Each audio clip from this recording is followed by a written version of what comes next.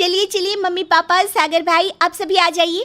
मेरे social media पर पूरे 9,000 फॉलोअर्स हो गए हैं, इसलिए मैं एक फैमिली फ़ोटो पोस्ट करना चाहती हूँ अपने सोशल मीडिया अकाउंट पर। ठीक है बेटा। पागल सी, ना तीज त्योहार ना कोई फंक्शन, इस गधड़े का तो कभी भी फोटो शूट शुरू हो जाता है। चल खींच। कॉन्ग्रेचुलेशंस पंखुरी। मैं अभी आई, हाँ गैस ऑफ करके, वो शीरा जल जाएगा ना इसलिए।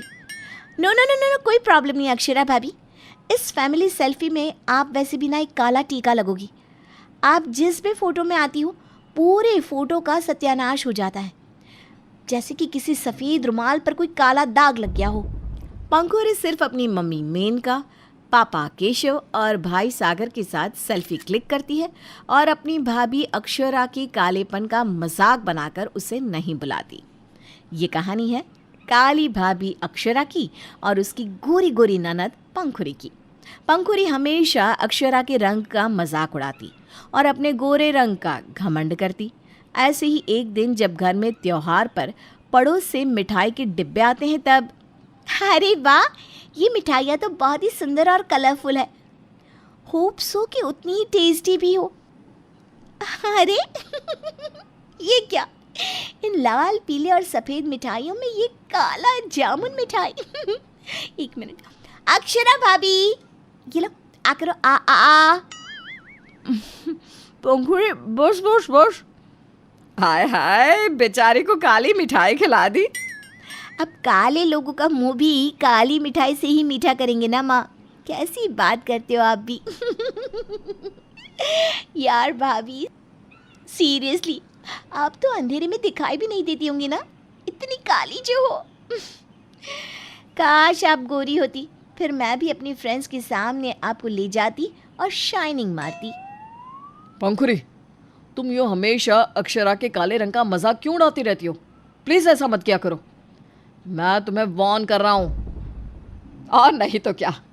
पंखुरी बेटा, जरा अपनी जुबान पर लगाम दिया कर, यह सब अच्छा नहीं है। अक्षरा तेरी भाभी है, उसकी इज्जत किया कर, माफी मांग उससे। मैं इतनी ब्यूटीफुल हूँ, इतनी गोरी हूँ, और मैं ऐसे काले लोगों की माफ़ी मांगूँ? आपका दिमाग तो ठिकाने पर है ना मम्मी? लेकिन सीरियसली मैं तो काले लोगों को भाव तक ना दूँ। I hate that. पंखुरी अकड़ दिखाकर अपने बालों को संवारते हुए एटीट्यूड से अपने कमरे में चली जाती है। सच में यह पंखुरी दिन ब दिन बिगड़ती ही जा रही है। जाने दीजिए ना पापा जी, इट्स ओके। मेरे रंग का मजाक सिर्फ पंखुरी ही नहीं बनाती, सब लोग बनाते हैं। कई कई नामों से चिढ़ाते हैं, सताते हैं। मुझे इस सब की आदत हो गई है। मैं एक कान से सुन लेती हूँ और दूसरे कान से निकाल देती हूँ। फिर एक दिन जब पंखुरी का जन्मदिन आता है तब सारे मोहल्ले वाले लोग और पंखुरी की मॉडर्न सहेलियाँ आती हैं, और जब अक्षरा ट्रे में सबको जूस परोसने आती है तब नहीं नहीं नहीं थैंक यू पंखुरी, ये तुम्हारी नौकरानी कैसी दिखती है ना, she is so dark. Oh God, हाँ रिया यू आर राइट, ये मेरी नौकरानी ऐसी ही है। अब क्या करूँ, काली तो है पर खाना पीना और सारा काम एकदम साफ और अच्छी तरह से करती है। वाओ, भगवान करे सबको ऐसी नौकरानी मिले, वरना आजकल की नौकरानियों में तो इतना एटीट्यूड है कि पूछो मत। इतने तेवर दिखाती हैं कि मेरा दिमाग तो हैंग हो जाता है। Yes I know babe. अच्छा सुनो, आई नौकरानी, जाओ जाकर सबको स्टार्टर्स परोसो। अक्षरा सबको स्टार्टर्स परोसती है और सागर को ये सब देखकर बहुत गुस्सा आता है। मेनका और केशव को भी ये सब अच्छा नहीं लगता, और पंखुरी की बर्थडे पार्टी स्पॉइल ना हो इसलिए सागर मेनका और केशव को पंखुरी को डांटने से रोकता है। फिर सभी मेहमान की जाने के बाद, क्यों रे निगोड़ी, अब तो 12 बज गए हैं और अब तेरा हैप्पी वाला बर्थडे भी खत्म हो गया है। अरे अपनी ही भाभी को नौकरानी बना दिया तूने, जरा भी शर्म नहीं आई तुझे? क्या मम्मी आप भी ऐसे मुझ पर झूठे इल्ज़ाम तो मत लगाओ। मैंने अक्षरा भाभी को नौकरानी नहीं बनाया। पार्टी में आए सभी गेस्ट और मेरी फ्रेंड्स खुद अक्षरा भाभी का काला रंग देखकर उन्हें नौकरानी समझ बैठे, इसलिए मैंने भी मौके पे चौका मार दिया। अब उन्हें ये बताऊं कि ये मेरी भाभी है, अपनी ही इज्जत को अपनी ही हाथों से मिट्टी में मिला दूं, ये चाहती हो क्या आप? शट अप पंखुरी, बस बहुत हुआ तुम्हारा नाटक। अगर आइंदा से तुमने अक्षरा के बारे में कुछ भी कहा ना या उसे ताने कसे तो मुझसे बुरा कोई नहीं होगा। सागर जी, माँ जी, बस आप शांत हो जाइए। क्यों इतना चिल्ला चिल्ला कर अपना गला फाड़ रहे हो? अरे पंखुरी तो बच्ची है, ना समझ है, और मुझे इसकी बातों का बिल्कुल भी बुरा नहीं लग रहा। सच्ची में, ट्रस्ट मी। मुझे इन बेकार के फैमिली ड्रामास में ज़रा भी दिलचस्पी नहीं है। थोड़ी ही देर में मुझे अपने स्किन केयर रूटीन का लाइव सेशन करना है। वो क्या है ना, मेरे सारे फैंस मेरे गोरे गोरे मुखड़े का राज जानने के लिए बेकरार हैं। दैट्स वाई आप सभी मेरे लाइव सेशन को ज्वाइन कीजिएगा, एक्सेप्ट अक्षरा भाभी। आपके लिए ना लाइव सेशन एकदम वेस्ट ऑफ टाइम होगा, क्योंकि आप चाहे कितनी भी स्किन प्रोडक्ट्स और मेकअप लगा लो, आपका काला रंग तो मिटने से रहा। पंखुरी हंसते हंसते वहाँ से चली जाती है। ऐसे ही पंखुरी अक्षरा को बहुत चिढ़ाती रहती और उसके काले रंग को लेकर काफ़ी बुरा भला बोलती रहती, जिसके बदले में अक्षरा उसे कुछ भी नहीं कहती। एक दिन पंखुरी रितेश नाम के लड़के को घर लाती है और परिवार वालों से मिलाती है। रितेश के माँ बाप गिरीश और सुरेखा भी वहाँ पर आते हैं। तो ये है रितेश। रितेश और मैं एक दूसरे से प्यार करते हैं। हाँ, ये कब हुआ? एक्चुअली पंखुरी और मैं दोनों एक दूसरे को ऑनलाइन सोशल मीडिया पर मिले थे, और फिर बातें होती गई, मुलाकातें होती गई, और हमने तय किया कि अब मेरी फैमिली तो इस रिश्ते से राज़ी है, तो अब पंखुरी की फैमिली से भी बात की जाए। मेनका जी, केशव जी, हमें तो ये रिश्ता मंजूर है, आपको है कि नहीं ये बताइए।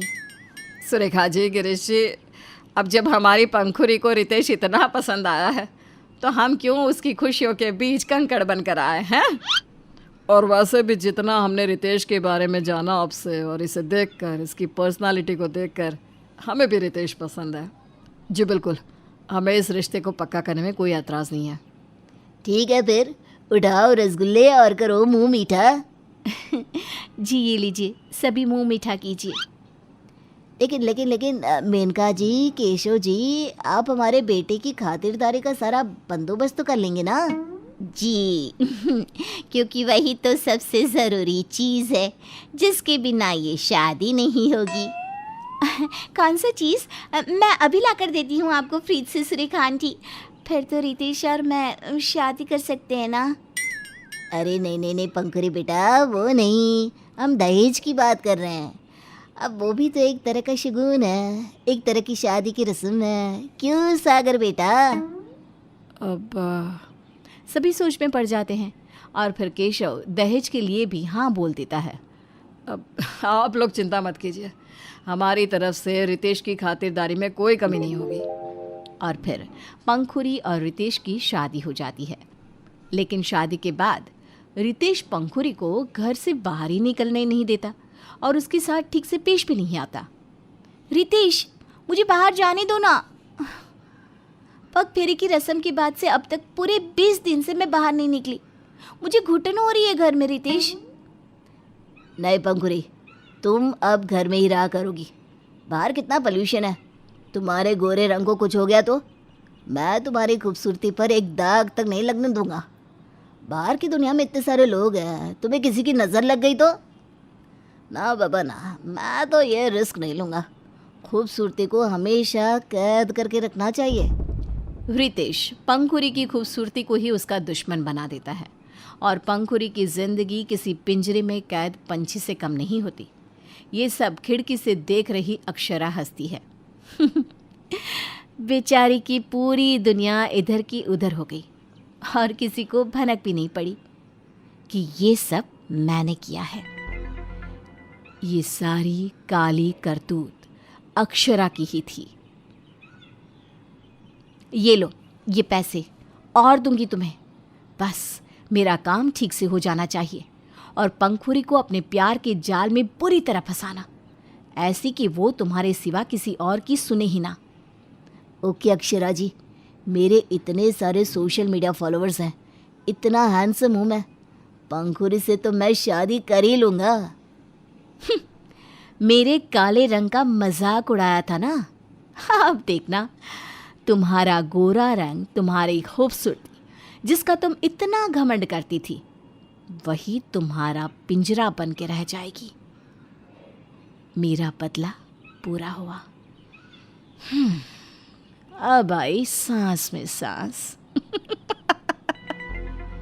और इस तरह अक्षरा पंखुरी से अपना बदला ले लेती है। कुछ ही दिनों पहले सोनल की शादी गुप्ता परिवार के इकलौते बेटे अर्नव के साथ हुई।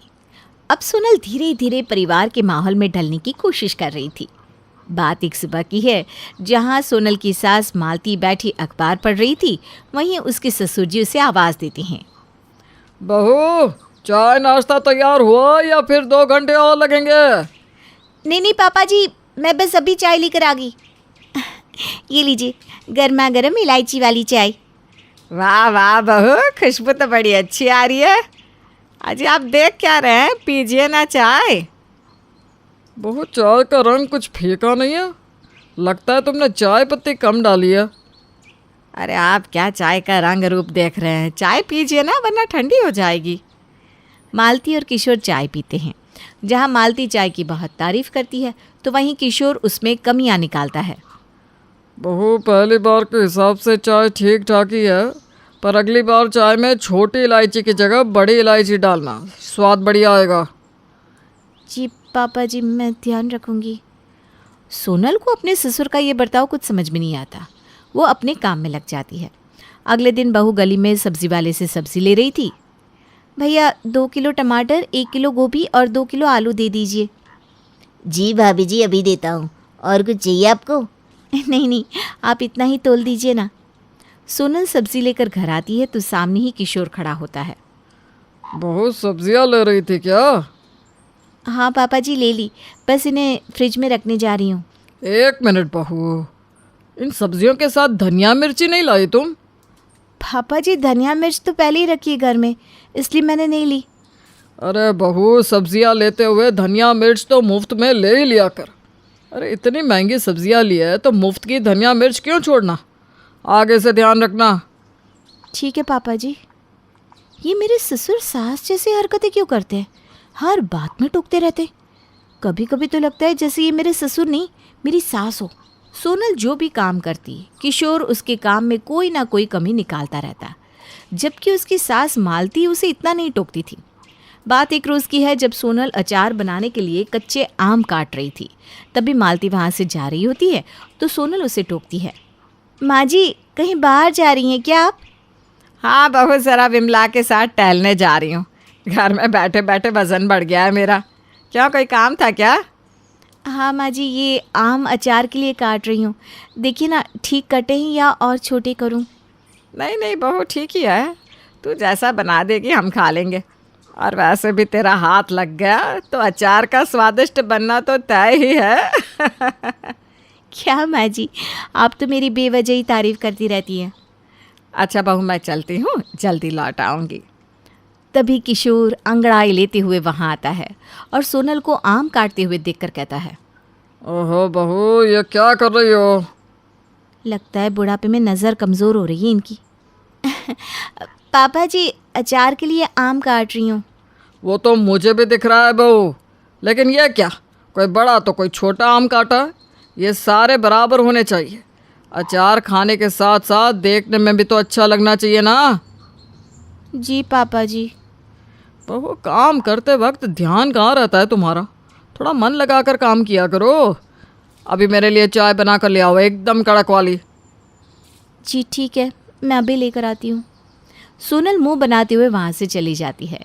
शाम के समय जब अर्नव घर लौटता है तो देखता है सोनल गुस्से में बैठी है। क्या हुआ सोनल, तुम्हारी तबीयत ठीक नहीं है क्या? बड़ी चुपचाप बैठी हो। मैं तो चुप बैठूंगी, तुम्हारे पापा जो सारा दिन बोलते रहते हैं मुझ पर। क्या बोल रही हो? क्या किया उन्होंने? क्या किया नहीं, वो हमेशा एक ही काम करते हैं, बैठकर मेरे कामों में कमी निकालना, जैसे वो मेरे ससुर नहीं मेरी सास हो। अरे सोनल, ऐसी बात नहीं है। वो घर में रहते हैं ना तो थोड़ा कामों पर ध्यान चला जाता होगा, इसलिए टोकते हैं, बाकी कोई बात नहीं है। रहने दो, पहले दिन मेरी बनाई चाय में कमी निकाली, फिर कहते सब्जियों के साथ मुफ्त का धनिया मिर्च क्यों नहीं लाई, और आज तो हद ही हो गई। मुझे कहते हैं अचार के लिए आम बराबर नहीं काटे हैं। अरे अब क्या मैं नाप नाप कर आम काटूं? ओहो, तुम तो कुछ ज़्यादा ही ध्यान दे रही हो इन बातों पर, शांत हो जाओ। अर्नव सोनल की बातों पर ज़्यादा ध्यान नहीं देता। रात को सभी खाना खाने बैठते हैं। बहू दाल नहीं बनाई क्या आज तूने? माँ जी बनाइए ना, ये लीजिए। तुम दाल ना खाओ तो ही अच्छा है। बहू ने दाल में ठीक से तड़का ही नहीं लगाया। किशोर के इतना बोलते ही सोनल अर्नव को घूरने लगती है। कैसी बात कर रहे पापा, दाल तो बहुत अच्छी बनी है। अरे तुझे तो बासी दाल भी अच्छी लगती है, स्वाद का तो तुझे ज़रा भी अंदाज़ा नहीं। और बहू दाल में हमेशा हींग का तड़का लगाया करो। हाँ बहू, वो क्या है ना, इनको गैस की दिक्कत रहती है ना, इसलिए कह रहे हैं। जी ठीक है माँ जी, मैं आगे से ध्यान रखूँगी। उसके बाद तो सोनल के गले के नीचे से खाना ही नहीं उतरता। खाने के बाद रसोई में बर्तनों को साफ करते हुए वो खुद ही बड़बड़ा रही थी। पता नहीं ससुर जी अपने आप को समझती क्या है, हर काम में ऐसे कमी निकालते हैं मानो माँ जी नहीं वही मेरी सास हो। बहुत हुआ, कुछ तो ऐसा करना होगा जिससे इनकी ये कामों में कमी निकालने की बुरी आदत चली जाए। सोनल किशोर की कामों में कमी निकालने वाली आदत से इतनी परेशान हो जाती है कि अगले दिन अपनी सहेलियों को घर बुलाती है। दिव्या, विनीता, बहुत अच्छा किया जो तुम दोनों आ गई। कितने दिनों बाद हम मिल रहे हैं, सच में बहुत खुशी हो रही है तुम्हें देखकर। इसीलिए तो आगे तुझसे मिलने। पापा जी, ये मेरी सहेलियां हैं दिव्या और विनीता, इन्हें एक कमरे में बिठाऊं या हॉल में ही? सोनल के ऐसा पूछने पर किशोर उसे हैरानी से देखने लगता है और मुस्कुराकर जवाब देता है। बहू, ये तुम्हारी सहेलियां हैं और यह घर भी तुम्हारा है, जहाँ तुम्हारा मन करे बिठा लो। अरे आज इनके अंदर की सास कहाँ गई? है, वो तो है ही पापा जी, मैं तो बस पूछ रही थी। है यही बैठ जाते ना, मुझे नहीं लगता कि अंकल जी को कोई दिक्कत होगी। बिल्कुल नहीं, बैठो बैठो, आराम से बैठो। किशोर भी वहीं अखबार लेकर बैठ जाता है। सोनल और उसकी सहेलियां ज़ोर ज़ोर से ठहाके लगाकर हंसती बातें करती, लेकिन किशोर उन पर बिल्कुल ध्यान नहीं देता। तो दिव्या धीरे से कहती है, अरे सोनल, तूने तो कहा था तेरे ससुर बात बात पर सास की तरह टोकते हैं, पर इनके बर्ताव से तो ऐसा बिल्कुल भी नहीं लग रहा।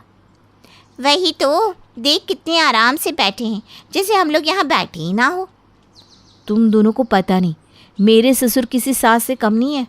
अब तक तो न जाने कितनी बार टोक दिया होता मुझे, लेकिन पता नहीं अभी न जाने इनके अंदर की सास कहाँ सोई पड़ी है।